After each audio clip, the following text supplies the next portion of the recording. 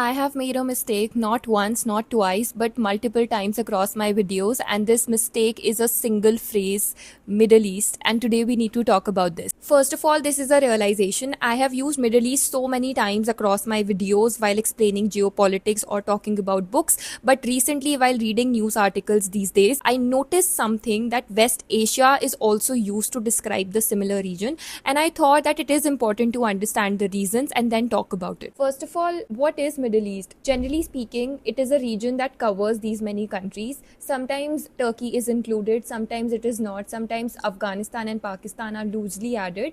Honestly, it is very vague. There is no fixed definition or there are no fixed borders, and this itself should tell you something about this term. It is not an ancient term. People living there never came up with it. It was coined in 1902 by an American naval officer while writing about British and Russian military strategies in the region, and then the British ran with it. They literally had Middle East Command military headquarters during World War II. Now ask yourself two simple questions. Middle of what and east of what? The answer is simple. East of Western Europe. This term describes an entire region which is home to hundreds of millions of people and home to some of the world's oldest civilizations. This term is entirely coming from colonial perspective and Eurocentric perspective. West Asia is simply the western part of Asia. It is the same countries, but they are described by their actual geographical position.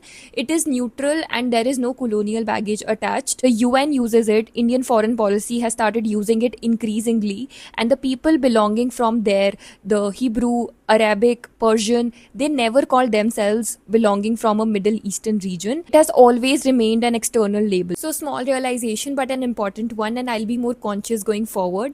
Please follow for more such content.